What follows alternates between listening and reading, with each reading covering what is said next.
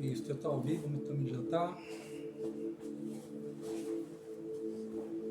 Deixa eu ver. Ó, menor. Hã? Parece que tá menor lá. Acho que o irmão vai ter que ir um pouquinho mais pra cá. Deixa eu abrir aqui. O meu também é bom eu abrir aqui. Estamos iniciando, chamando as imagens aqui. Aí, maravilha.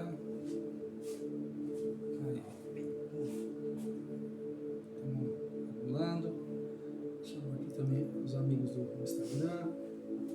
Ao vivo. Aí, ficando conexão. Você tem água aí, né? Tá? Tudo bem aí? Beleza? Aqui. Aqui. Boa noite, gente. Estamos aí, então, estamos começando mais um... Peraí. Aí, ó. Paradoxos. Paradoxos. Verdades escondidas dentro de realidades aparentes. Realidades aparentes. Isso aí, paradoxos. Paradoxos. São verdades escondidas dentro de realidades aparentes. Né? Qual a nossa proposta?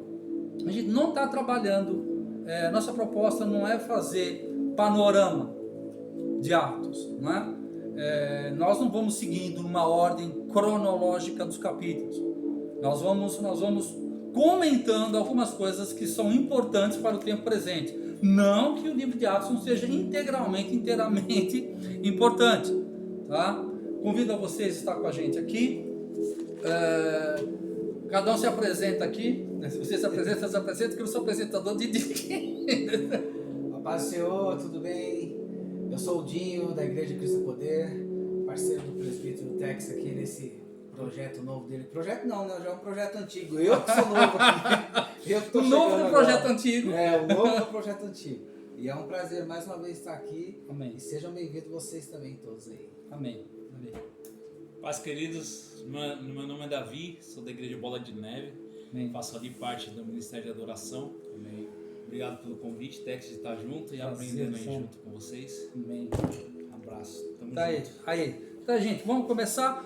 Não esquecendo, estamos aqui agora no Face, estamos subindo também lá no Instagram e também subindo imagem. Daqui a pouquinho vai ter imagem lá no YouTube. Novo Pacto Caraguá, tá? É o nome da página lá em cima lá.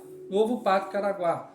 Se você curtir, curta, dá um curtir. Tá? Se você curtiu mesmo, se inscreva lá, tem o sininho lá, Jingle Bells, toque o sino, né? E ajude a gente a tá subindo no ranqueamento e para a gente poder ter uma quantidade mínima de pessoas para que a gente possa entrar ao vivo também, que aí não vou precisar estar filmando para depois subir a imagem, tá? Então pacientemente a gente vai trabalhando isso aí, tá bom? Vamos tirar um momentinho de oração?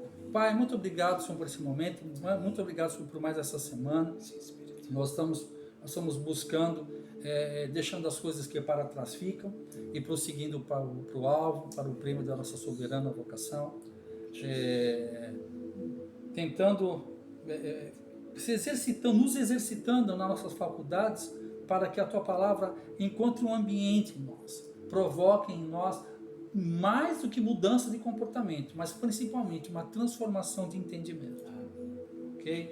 Então, eu não tenho nem ouro nem prata, mas o que eu tenho eu dou para vocês. A gente vai. Esse é o princípio de vasos comunicantes, né? São os vasos que se comunicam, tá? E tem tudo em comum. Então, essa é a função. Estamos aqui em Martim de Sá, Caraguatatuba, né? Toda segunda-feira, a partir das 20 horas. A gente chega um pouquinho antes aqui, faz um bate-bola aqui. Tá? Depois também fica à vontade para a gente conversar. O nosso intuito aqui não é culto, tá? E não é assim, não é nem no sentido de escola, de ensinar, mas é um compartilhamento, né? 2 Timóteo 2,2, aquilo que eu ouvi de homens idôneos, eu quero transmitir para homens idôneos e para mulheres idôneas também, né? Para que de alguma forma nós venhamos a fazer diferença no tempo que se chama hoje, ok? Já falei do YouTube, agora vamos direto ao assunto. Alguém quer comentar alguma coisa? Alguém quer falar uma coisa? Não? Belezinha? Não quero dar beijo para lá em Beijo casa? mãe, beijo pai. Tô no Tex, não tô no Tex. Amém. Daqui um beijo pro meu pai, pelo amor, especialmente para você, Xuxa. Verdade. Essa eu lembrei também. Boa, Essa é boa. Bom, vamos lá. Nós estamos compartilhando, estamos comentando o livro de Atos. Hoje nós vamos comentar o capítulo 3. Tá bom? Mas hoje, pelo capítulo, eu senti a necessidade de colocar uma bala especial no revólver aqui, né? Pra gente, aos pouquinhos, a gente já vai entrando nessa dinâmica apostólica e profética. Tá? O que eu vou falar para vocês não é novo, não é de minha autoria. Né? Eu fui atropelado por essa mentalidade na década de 90, né? E até hoje eu estou tentando me recuperar dele, de saber, porque as unções apostólicas e proféticas verdadeiras, elas vêm, ó, como um trator na sua vida, ela vem mexendo e ela vem te provando. Procura apresentar-te a Deus aprovado, que maneja bem a palavra da verdade. Toda vez que você ouve verdadeiras palavras, verdadeiros fundamentos apostólicos e proféticos, é igual aquela de Gideão, né? Gideão, Deus queria levar Gideão para fazer um trabalho, né? E Gideão falou, com 33 mil nós vamos, né? Ele falou, não, tem muita gente aí. Né? Mas se lembra que antes disso, quando Deus chamou Gideão, o que Gideão pediu para Deus? Lembra? Gideão pediu sinal. Lembra? Um só, não. Né? Quantos sinais ele pediu para Deus? Pediu 2. 2. Vai chover na lã e o resto fica seco. Deus falou, beleza. Agora vamos. Não, tem mais um pedido, Deus. Ele falou, tudo bem. O que você quer agora, filho? Agora eu quero que fique seco a lã e ficar tudo molhado em volta. Ele falou, tudo bem. Ah, Deus, agora eu quero mentir. Agora eu vou embora. Ele falou, não, peraí, agora é minha vez. Né? Agora é minha vez. Por que é? Tem muita gente contigo, manda os covardes embora. De 33 mil quantos foram? 20 mil. 20 mil. Né? A Gideão olhou de 33 mil para 20 mil, né? Tudo bem, vamos que vamos. Não, peraí. Manda os caras que bebem água errado para me mandar embora. De 33 mil ficou quanto? 300. Quantas vezes Gideão tentou Deus? 2. Quantas vezes Deus provocou Gideão? 2. Então, por que eu estou falando isso para vocês? Toda vez que vocês for pedir um sinal para Deus vai dar, mas também Deus vai pedir um sinal para você também. De acordo. Né? Porque, inclusive, com a lei da física, toda ação promove uma reação igual ao sentido contrário. Né? Dá e você dá dado. Né? Não é verdade? Então, quando Deus falar uma coisa, fala assim, amém, demorou, já era. Né? Porque fica nessa pegada. Porque não, me dá um sinal. Deus vai te dar um sinal, mas ele vai te cobrar esse sinal lá na frente. Lá. Tá bom? Abram aí. Vou fazer até o seguinte para a gente agilizar essa coisa aqui. Você abre Colossenses 2 e você abre Efésios 2:20, por favor. Já fica já na bala na agulha. Gatilho. Isso.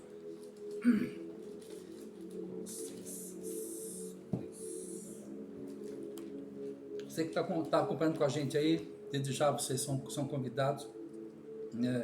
Tem lugares separados aqui na frente, tá?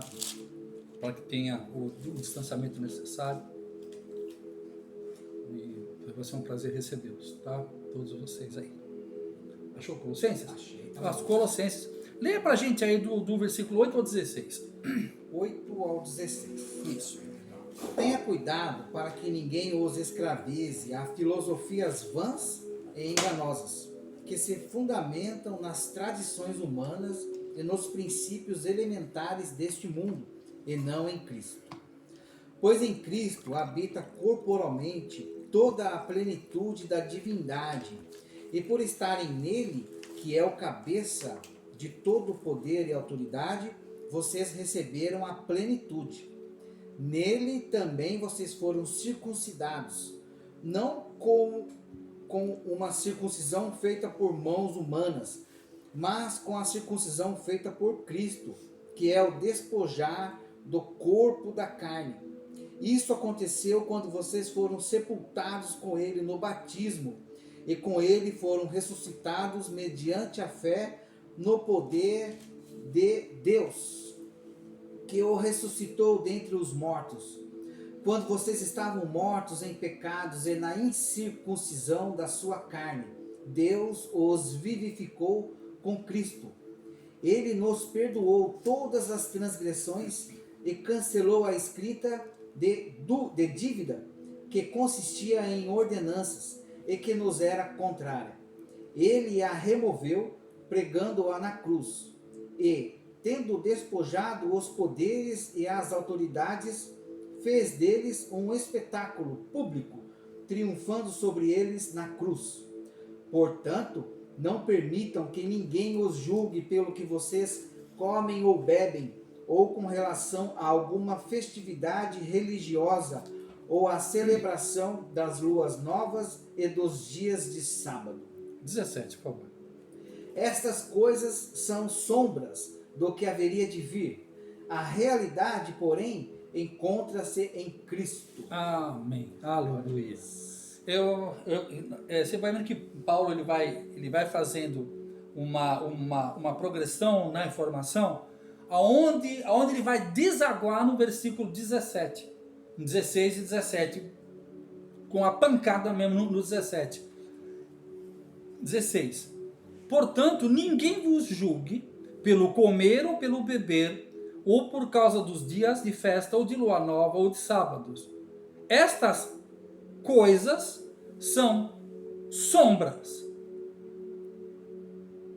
analogias.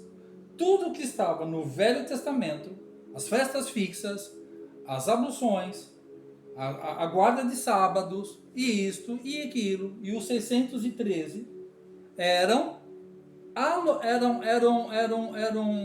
ele usou aqui, como é que ele falou aqui? São sombras, analogias, simbologias. Na palavra de Deus, coisas são simbologias, pessoas são tipologias. Então, é assim que Deus escreve. Deus escreve por ideogramas, tá? Infelizmente o Instagram não dá, então aqui tem que ficar virando a câmera aqui, tá? Então, por exemplo, tem coisas que Deus falou uma coisa, mas não foi aquilo que ele quis dizer. Por exemplo, quando Jesus fala para os camaradas lá, se você não comer da minha carne, não beber do meu sangue, você não tem parte comigo. Foi isso que Jesus disse? Ele falou isso ou não falou?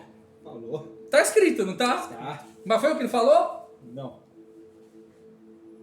Não, mas ele... Mas ele falou. Então tem coisas que está escrito, mas não foi o que ele falou. Porque ele usou o quê? De simbologias.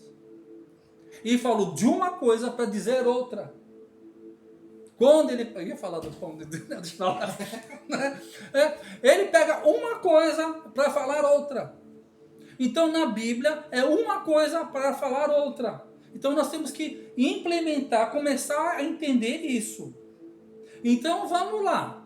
Quando Paulo está falando que essas coisas que estavam no Velho Testamento eram análogos, eram analogias para o tempo presente. Certo? Então, qual é a conclusão que eu chego? Se o Velho Testamento, as coisas que estavam no Velho Testamento, são uma analogia, uma simbologia para o tempo que Paulo está falando, então as coisas que Paulo está falando e os outros apóstolos são o quê? Uma analogia para o tempo presente. Para nós. Para nós. Isso é muito interessante. Então, as coisas que estão aqui escritas no Novo Testamento, no Novo Pacto, também são analogias, são tipologias. Por exemplo, quando fala lá em Apocalipse da mulher, a grande prostituta, está falando de uma mulher de vida fácil? Não. Está falando o quê? Da igreja corrompida. Quando fala do leão da tribo de Judá, o cordeiro, está falando do reino animal? Não. Deus por Do dragão. do dragão, que o dragão, que também, ele foi o quê? Ele começa lá em Gênesis com ele começa com uma serpente. Só que ele vai comendo, ele chegou lá em Apocalipse já virou dragão. Até ele foi progredindo. Ele começa com uma cobrinha e termina com um cobrão. Tá? Por quê? Com isso, essa é a maneira que Deus fala. Deus fala, inclusive essa linguagem no Oriente, a linguagem dos ideogramas, é muito usado. Por quê? Por que isso? Porque em qualquer lugar do mundo que a gente for, um leão é sempre um leão. Né? O leão tem... Por que falam que o leão é o rei da selva? O leão é o mais forte? Não. Ele é o mais rápido? Não. Por que ele é o rei? Porque ele tem atitude. Entenderam isso? Sim. Em África, na savana africana, dá de frente um leão e um elefante. O leão vai pra cima.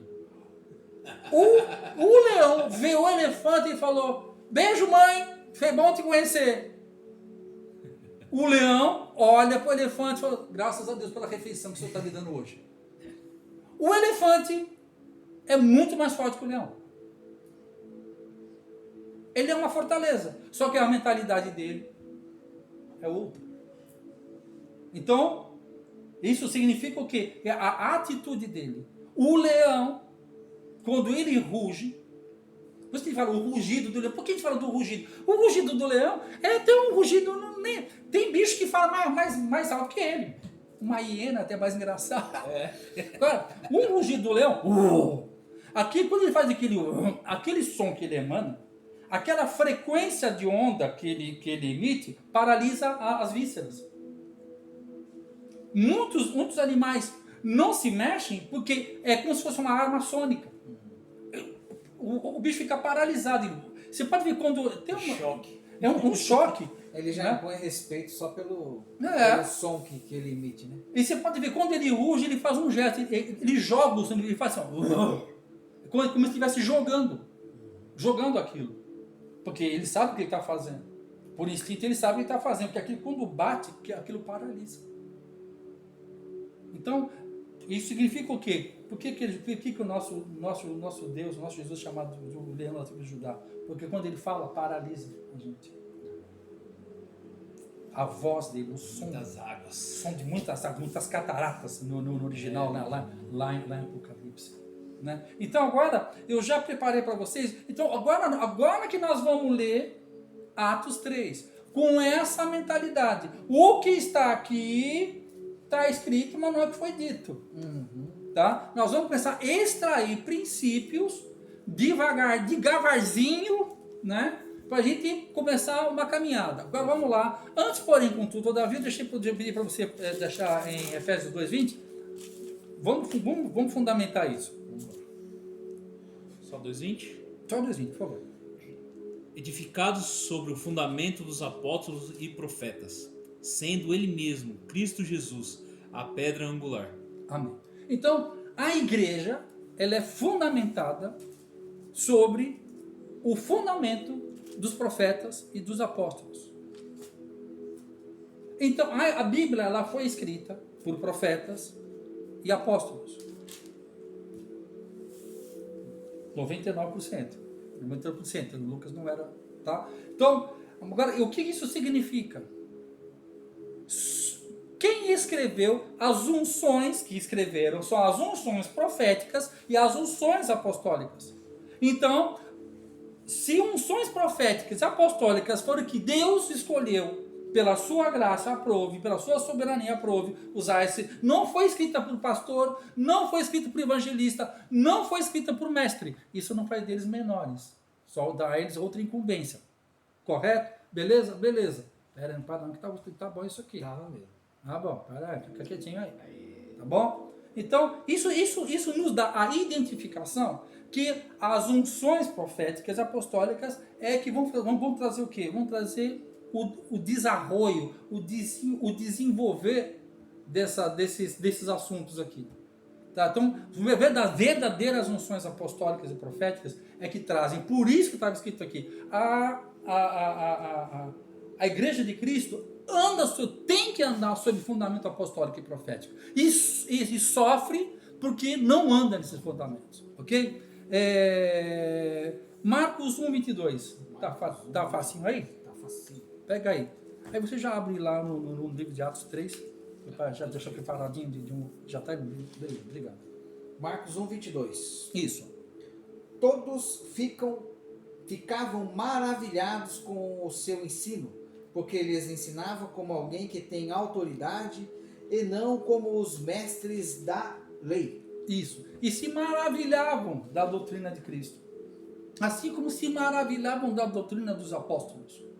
Lá no livro de Atos. Por que se maravilhavam?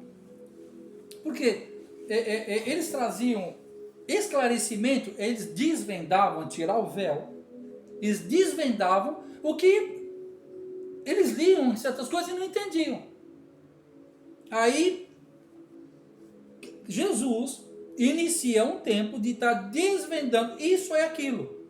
Lá em Atos capítulo 2, quando acontece o Pentecostes, quando o Espírito Santo batiza aqueles 120 que estavam lá, há aquela movimentação toda, né? Aí o pessoal fica meio perdido, o que será isso?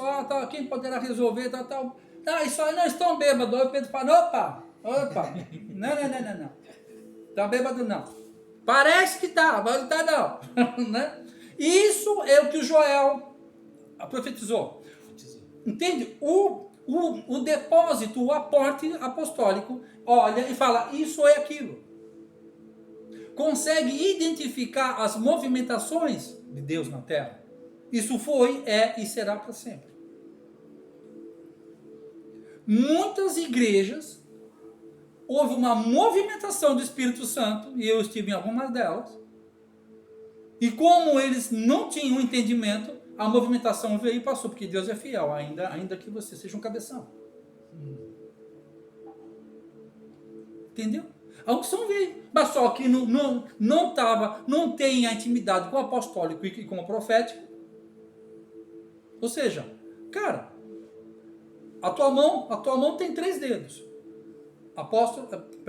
Pastor, evangelista e mestre. Não tem o profético e o apostólico.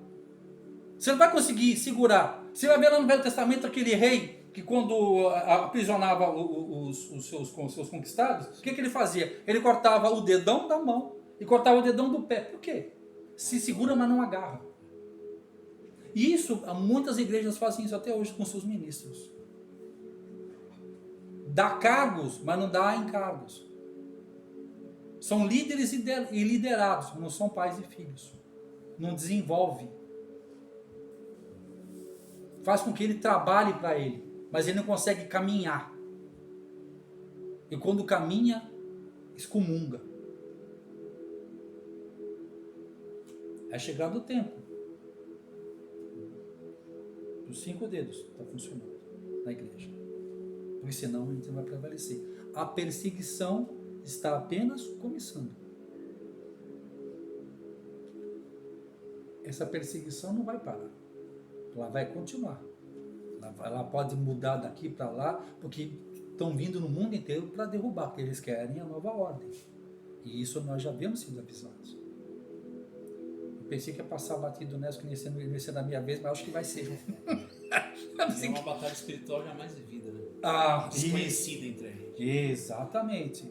Agora... Mas antemão... Agora eu sei também uma coisa.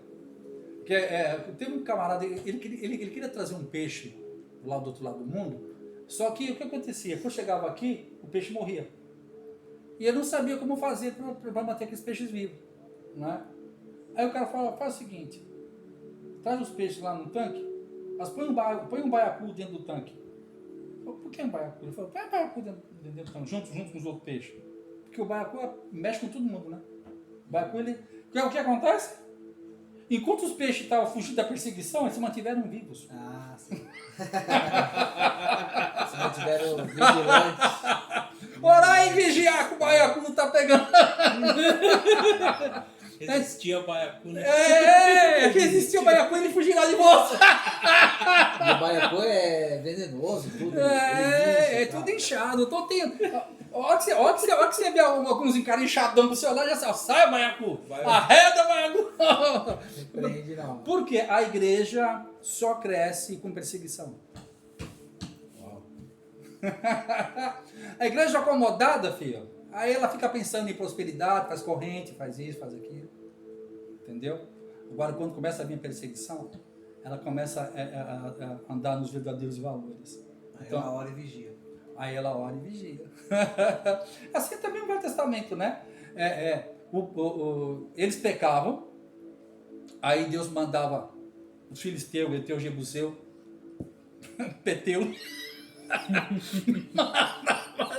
manda os Peteu tudo pra cima da igreja, né? Aí o que acontece? A igreja, todo mundo faz campanha, eu orava, eu buscava a Deus, aí Deus mandava um ungido, Deus mandava a sua provisão, e os Eteus, Jebuseus, os Peteus, mandavam tudo embora. Aí o que acontecia? Eles andavam um tempo em paz. O que acontecia? Não havendo perseguição, aí fazia o quê? Cada um fazia o que lhe dava a gana. Aí Deus fala, é assim? Baiacus, atacar! É bem isso. Entendeu? Então, vamos entendendo que alguma das vezes... O período de reis foi todinho assim, né, que você está falando. Sim, juízes. E essa cultura juízes. está impregnada na humanidade. Amém, exatamente. Isso que é. A As pessoas contam bem, elas. Relaxa. Tô no Exato. manto agora. Tô no manto, tô no óleo. Quando o baiacu Tô no óleo, verdade. É isso Aí aí. quando o baiacu aparece. Eu tenho comentado isso com alguns irmãos. Eles vão entrar dentro da igreja. E a doutrina da religião não vai conseguir suprir, não vai conseguir suportar isso. É isso que nós temos clamado pela glória de Deus. Quem já pisou nos santos dos santos, no outro lugar não sabe viver. E aonde estiver, clamar pela glória, porque vai chegar um momento que a sua doutrina, ou os seus regimentos, porque eles se prepararam para isso.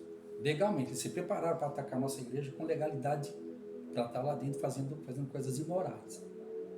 A única coisa que vai parar essa imoralidade é a glória de Deus. É a unção de Deus que quebra tudo o jugo. E eu estive em igreja em que eles já entraram. E se você colocasse uma vez qualquer coisa, a polícia já estava lá fora. Estava tudo tramado, advogado, tudo tramado. Eles só não contavam com uma coisa: a glória de Deus. Quando a glória de Deus cai sobre o lugar, sabe, eles foram totalmente colocados para fora. Em outros lugares, quando a glória de Deus, lá no Canadá, em outros lugares que eles vieram mesmo para fazer a unção, catou eles, igual Paulo, caíram no chão. Vieram para atacar a igreja. Caíram no chão, levantando, orando em línguas. Eu olhei e falei, nossa, se eu não tivesse visto isso, eu não acredito. E entraram para atacar. Não é que foi alguém falar, não. Você precisa de Jesus, falou isso. A glória catou. Pum, e não foi, eu vi duas. Veio uma, depois veio outra atrás dela. Veio armada para atacar, saiu de lá arrastada, falando de Jesus, chorando, que teve um encontro com Jesus. É glorioso.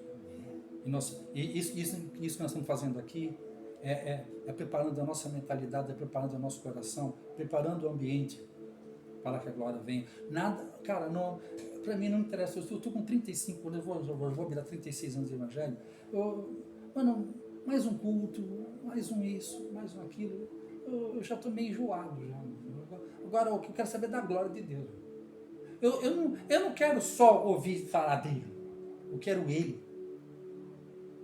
Eu quero o meu noivo, porque eu sou do meu amado e o meu amado é meu. Entende? Eu não quero mais folclore.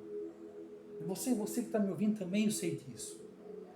Quando veio a pandemia veio para mostrar para nós que a gente consegue viver sem ir na igreja. Muita gente acordou para isso. Por quê? Porque a igreja não faz mais diferença. A igreja estava virando só um lugar de ajuntamento. Ponto de encontro. ponto de Maior encontro. evidência. Isso foi uma das maiores evidências. Aí os pastores estão desesperados para trazer as pessoas para dentro da pessoa, mas eu percebi que tanto faz minha vida dentro ou fora. Por quê? Porque não tem pão. Não tem pão fresco, nem vinho novo.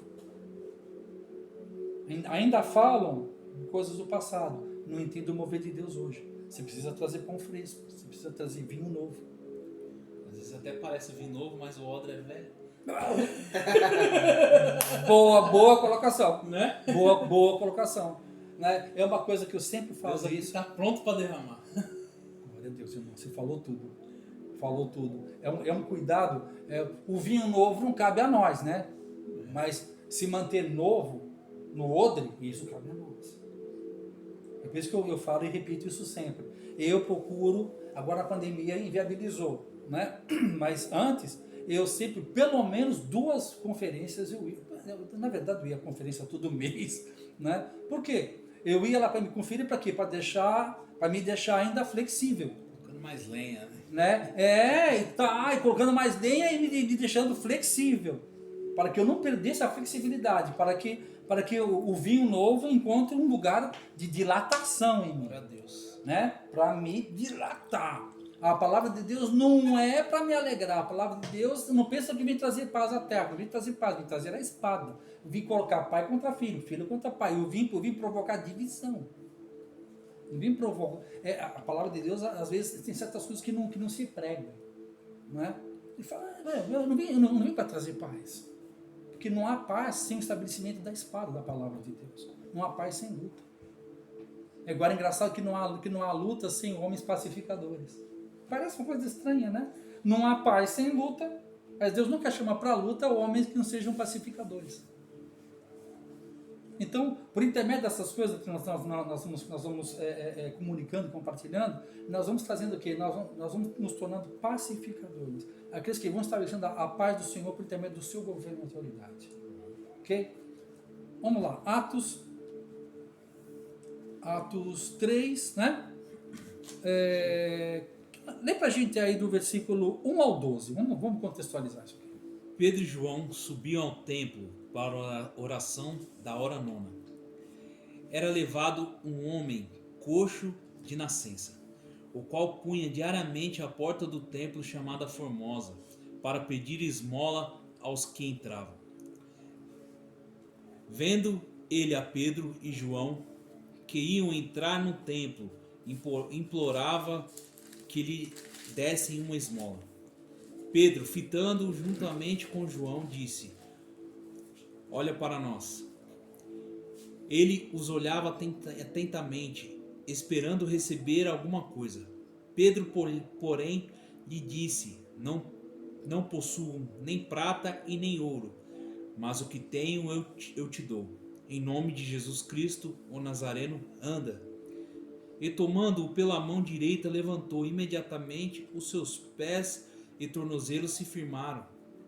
Deu um salto, se pôs em pé, passou a andar e entrou com eles no templo, saltando e louvando a Deus. Viu todo o povo a andar e a louvar a Deus. Reconheceram ser ele, o mesmo que esmolava, assentado à porta formosa do templo, e se encheram de admiração e assombro por isso que lhe acontecera. Apegando-lhes ele a Pedro e João, todo o povo correu, atônito, para junto deles no pórtico chamado de Salomão. À vista disso, Pedro se dirigiu ao povo, dizendo: Israelitas, por que vos maravilhais disso? Ou por que fitais os olhos em nós, como que se nosso próprio poder ou piedade tivéssemos feito andar? Amém. Bom, primeira coisa que nós vamos compartilhar aqui. Lê de novo o versículo 1. Pedro e João subiam ao templo para a oração da hora nona. Isso. A hora nona é 3 horas da tarde. Sim. Né? Beleza? Beleza. Eu vou fazer uma pergunta para vocês. Lá vem. É engraçado, já faz uns 25 anos que eu ouço isso. Tá bem, cara. Tinha uma célula que eu participava, né? E tinha umas 15, 20 pessoas, né? Nós estamos ao vivo aí. Olha lá. Tinha umas 15, 20 pessoas, né? Aí o líder da célula falava assim, né? Fazia uma pergunta, né? Aí eu sentava desse lado e, uma questão, o pessoal começava por lá, né? Depois chegar em mim aqui, né? Aí o outro falava assim, mas por que eu vou falar alguma coisa? Depois o Tex vai falar tudo o contrário. Mas não vamos perder tempo não, deixa eu ter que explicar para nós. Fala aí, Tex, ensina. Mas você vai ficar falando coisa aqui, né? Então, aí comecei a rir, eu falei, ó...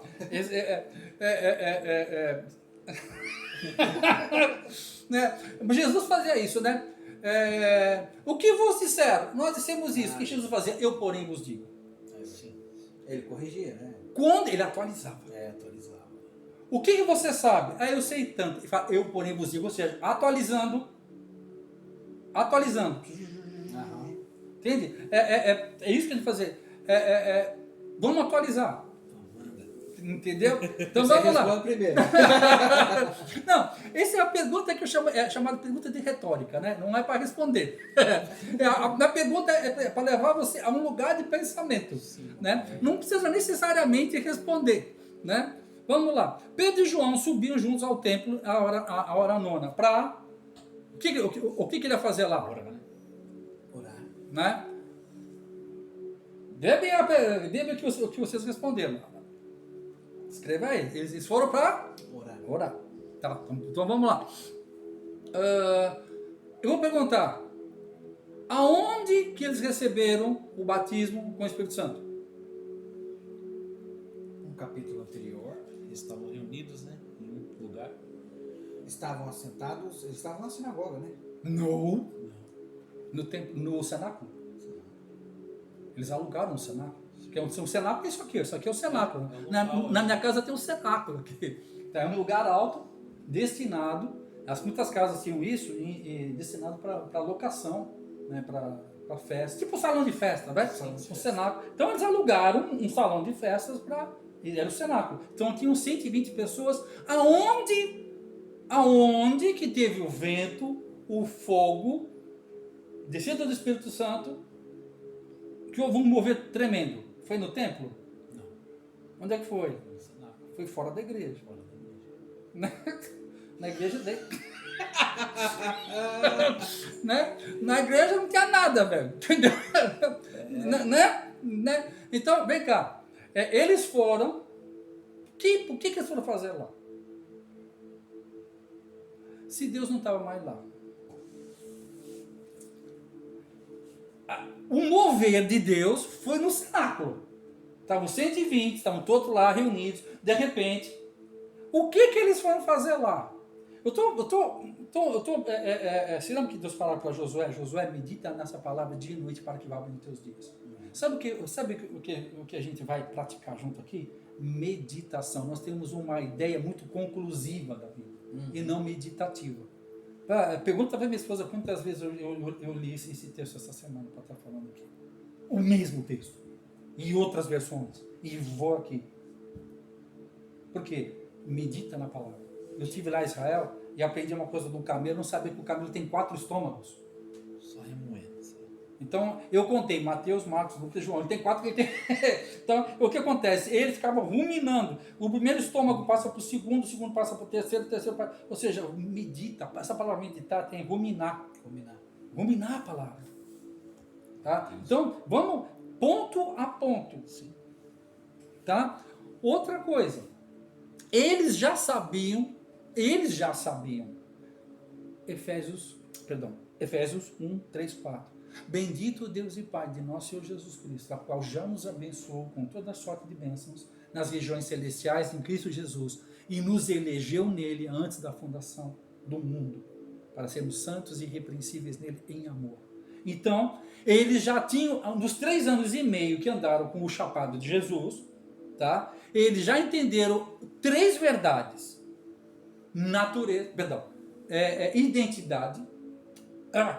Natureza, identidade e propósito.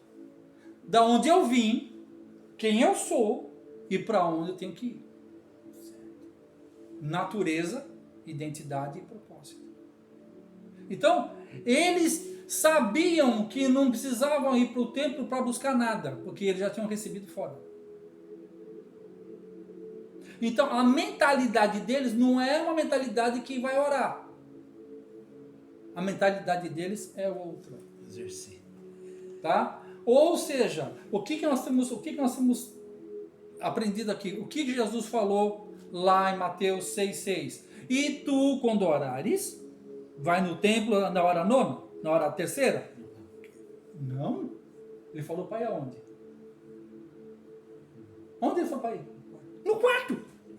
Tá certo, vocês estão certos. Vocês estão certos. O que os judeus faziam? Vai no templo. Eu, porém, vos digo, vai para o quarto. Você está entendendo? Jesus não era gente, não. Ele era muito doido. Né? Chamava ele de herege. Por quê? Porque tu não vai ao templo. Vai ao templo. Ele falou, não, vai para o quarto. Entra no quarto em secreto. E o teu pai em secreto te recompensará. Por que não falou abençoará? Porque nós já fomos abençoados antes da fundação do mundo. O problema é que o povo não sabe que já foi abençoado. Então eles vão para a igreja para ser abençoado, para buscar a bênção. Então por isso que Jesus manda ir pro quarto. Por quê? Engraçado. No quarto. Que a gente vê essas pessoas como esse aleijado. Ele estava ali para pedir algo, para receber algo, que eram as esmolas. E eu todo dia ele era colocado lá para receber as esmolas. Né? Isso. Agora lembra o que eu falei para vocês. É por isso que eu gastei os 10, 15 minutinhos primeiro.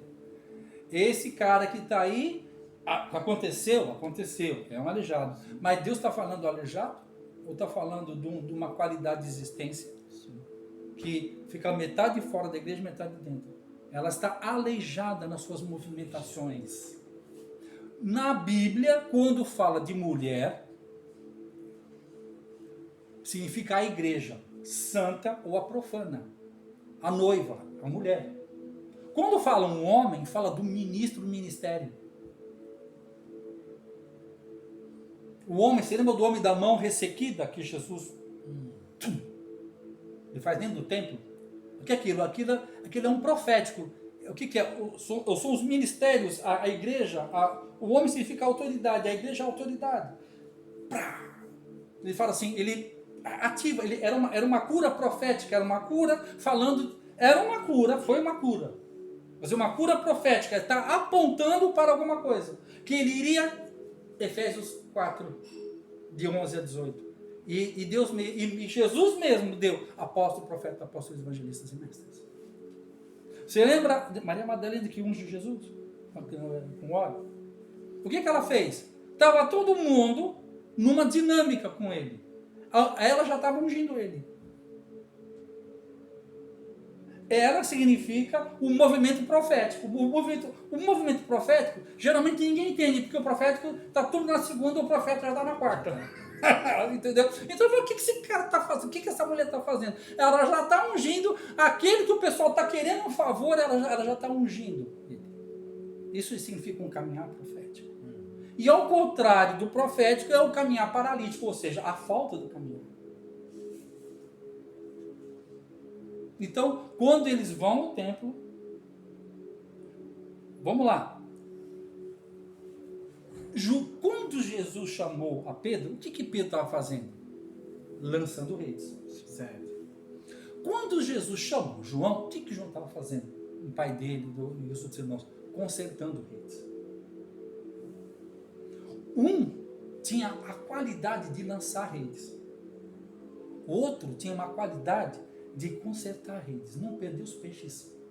Então um tinha um coração apostólico de lançar rede. Você pode ver, Pedro que fala, é Pedro, e João aqui, ó. Por quê? Pedro lança a rede, João cuida. Quando Deus vai unindo isso, agora sim, agora nós estamos vendo a unção de Pedro, uma unção apostólica, a unção de João, ele era um adorador. Ele contemplava.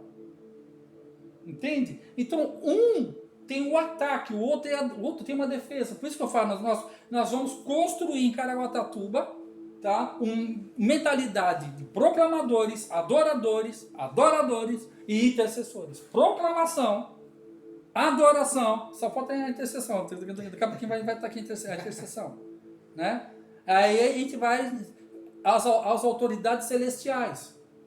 Proclamação, adoração e intercessão. Eu tenho uma pergunta assim. Por favor. Por isso que quando Jesus chamou eles, falou que vocês não vão ser mais pescadores, mas sim pescadores de homens. Trazendo a tipologia daquilo que eles faziam para o profético. Muito bem colocado. Muito bem. Não tem nada a ver com a aula, mas vamos lá. Vamos lá. Não tem a ver, mas tem tudo a ver. Né? Senhor, me dá um nome que eu preciso achar aqui. Na hora que vai vir o nome que eu preciso dar. Paulo em Atos capítulo 9? Paulo pegando cartas para ir para Damasco. Lembra disso? Eu estou falando alto por causa do não tá longe lá, não estou gritando na hora de você. Então esse cara se vê e tá doido. Não, porque tá longe o negócio lá, você não pôs o som ficar ruim. Tá? Ele pegando cartas, tá? Para ir. Interessante, Paulo, por que ele foi criado aos pés de Gamaliel? Ele tinha uma autoridade muito forte dentro do judaísmo. Tá? E dentro, eu estou tentando lembrar o nome que é dado, a função. Ele tinha uma função, eu esqueci a palavra, lixia, um nome assim, daqui a pouquinho vai me vir. Esse nome, esse cargo que ele tinha, esse negócio de pegar cartas, só quem tinha essa patente, lixia, um nome parecido assim, tá? É que tinha a autoridade. Ora, da onde ele estava para Damasco eram 200 quilômetros. Mas por que ele tinha esse cargo, ele podia pegar cartas, presta atenção, não está escrito lá, cartas, para levar para outro lugar. Quando você pega esse nome em hebraico e traduz para ele para o grego, sabe qual é a palavra que dá para o cargo dele? Apóstolo. E o que faz um apóstolo? Carta. E eu sou uma carta viva. Então, na verdade, ele estava fazendo no espiritual o que já fazia no dia a dia. Olha só que louco isso. Deus vai pegar atributos nossos, do nosso dia a dia. E é engraçado que eu analisando a minha vida, eu trabalhei numa empresa 10, 12 anos nessa empresa, e eu fazia um serviço que é o que eu faço hoje no reino espiritual. Qual era o meu serviço nessa empresa? Era uma empresa de grande porte, e o meu serviço era fazer conexões. Porque como eles eram judeus ortodoxos, então, por exemplo, tinha empresa que a gente queria fazer negócio, mas o cara é árabe ortodoxo, e ele não vai pôr o pé lá no meio dos árabes, entendeu? E eu era um cristão, então eu estou mais ou menos neutro na jogada, né? Então eu poderia, o outro lá ele era espírita, o judeu também tinha problema, então eu ia lá, então eu me movia nas várias denominações, entendeu? Eu me dava bem com todo mundo, não é? Porque eu andei em igreja batista, igreja presbiteriana, andei em igreja pentecostal, andei em igreja de jovens, andei em igreja de velhos, eu andei em vários tipos e mentalidades de empresas. E fazia as conexões. E essas conexões que eu trazia fazia com que os nossos negócios prosperavam. Por intermédio das conexões que eu fazia. A nossa empresa, apesar de ter muito capital, nós tínhamos um volume de produtos pequeno. Porque havia um racionamento na época. Agora, eu consegui, em 10 anos, multiplicar a empresa de 200 toneladas para 1.500 toneladas. Por intermédio das conexões com os demais, que aparentemente seriam concorrentes, mas eu transformei eles em parceiros, porque tinha material que eles não tinham, a gente trocava.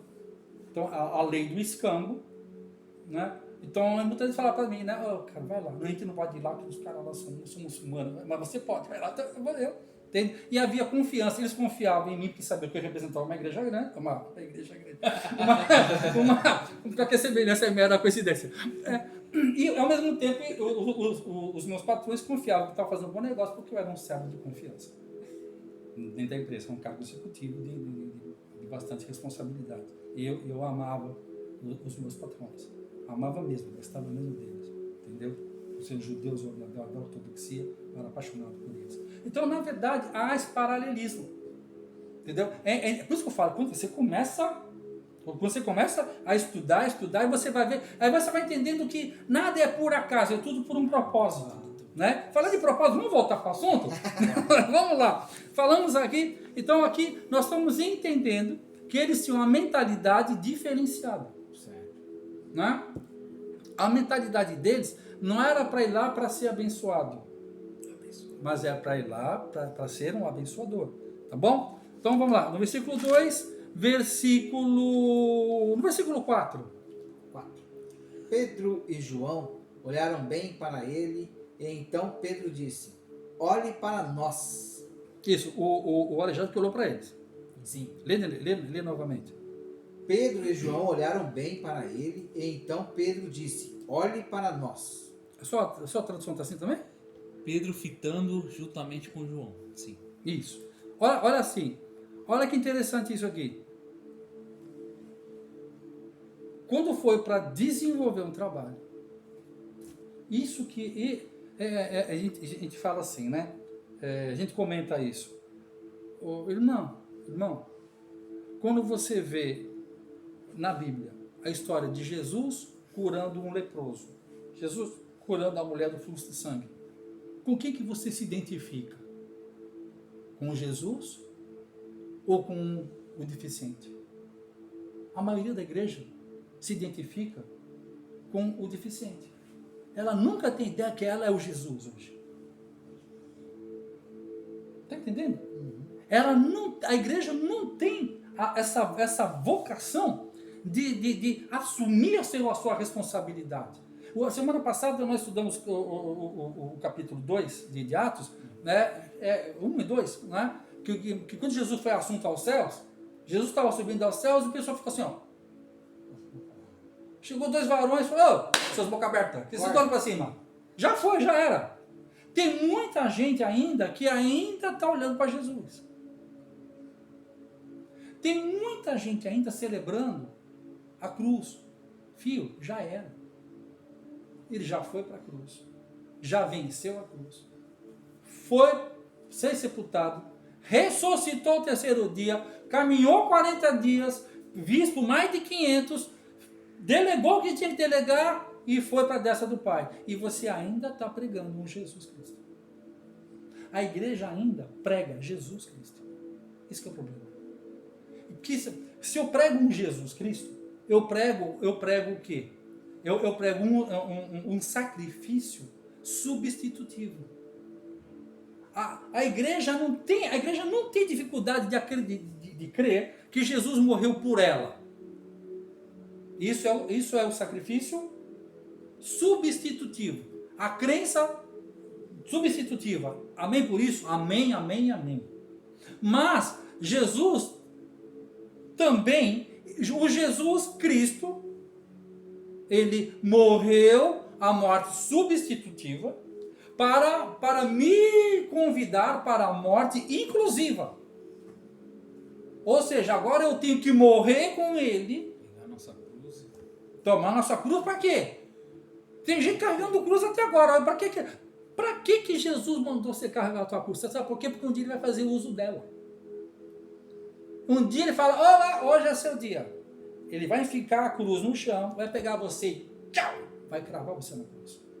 Essa é a morte inclusiva, não substitutiva. A morte que ele morreu na cruz foi para te provar que ele morreu e ressuscitou. Você crê que ele morreu e ressuscitou? Oh, aleluia! Oh, aleluia! Então eu vou lhe matar. Para você ressuscitar comigo. E é engraçado que o Pai Celestial é o Pai que todo mundo ama, mas ninguém quer ver ele, né? Né? Não, agora não, peraí, né? Todo mundo dá honra, todo mundo dá glória. Por quê? Porque se prega muito a morte substitutiva. Se chora, ai, Jesus morreu por mim. Ai, tem gente que aceita Jesus, entendeu? Como se Jesus dependesse de mim para ele existir, né? Cara, não é isso não, filho. Evangelho. Eu estive lá em Roma. Alguns historiadores falavam que a pessoa aceitava Jesus aqui e o leão já estava prontinho para te comer ali. A pregação que eles faziam, você quer ter a honra? Quer ter a honra de morrer por Jesus? Não é de receber a bênção por Jesus. Entende? A gente vai estudar isso lá em Atos, um pouquinho mais para frente. De Safira e Ananias, né? Entendeu? Se vocês voltarem, né? Se voltar, né? Porque a pegada é forte, né? Pão direi, só o Senhor tem palavra de vida eterna, João 6,6. Tá? Por quê? Cara, nós temos que entender o porquê que você está por que você está ali tocando, por que você está pregando. O toque de vocês, o ofício, o ministério de vocês vai ter um upgrade violento. Amém. Entendeu? Porque a vida de vocês com Deus está em Mateus 6,6. Então lá vocês estão para curar aleijado. Entendeu? Lá vocês estão com uma metanoia, uma mudança de mente. E não que vocês não soubessem, pelo amor de Deus, não é isso que eu estou falando. Tá? Eu não sou Espírito Santo, eu não tenho a menor vocação para isso. Eu estou dizendo para vocês que vai haver um aporte, a ideia de dentro, tá? Para vocês terem uma outra movimentação acelerada nesse sentido. Ok? Quando ele fala, olha para nós, o que ele está fazendo? Puxou para si a responsabilidade. Eu gosto muito do testemunho que o apóstolo Luiz Hermínio deu, do irmão lá da igreja dele, que o irmão falou, poxa, o pastor, a pessoa está passando fome aí, por que você não faz pão? Por que não distribui pão, né? O Luiz Hermínio olhou para ele e falou, por que não faz você, velho? Por que você está arrumando esse serviço para mim? Ele dá uma pancada na ovelha, né? Aí a ovelha foi para casa e falou, sabe que ele tem razão? Aí começou a se movimentar com os irmãos lá. Resultado disso, eles têm uma padaria lá que alimenta 80 moradores de rua por dia. A padaria que eles montaram lá, cara, é uma das, tipo, de padrão de qualidade, ISO, não sei o que lá.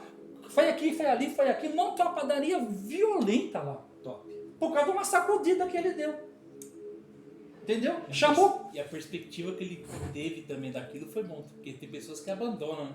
Se ouvir um negócio desse. Por a puxada, né? A perspectiva que a pessoa olha, isso é muito importante. Isso. Por quê? Porque o Luiz, ele já anda nessa pegada desse pessoal aqui. Tá? Quando ele fala, olha para nós,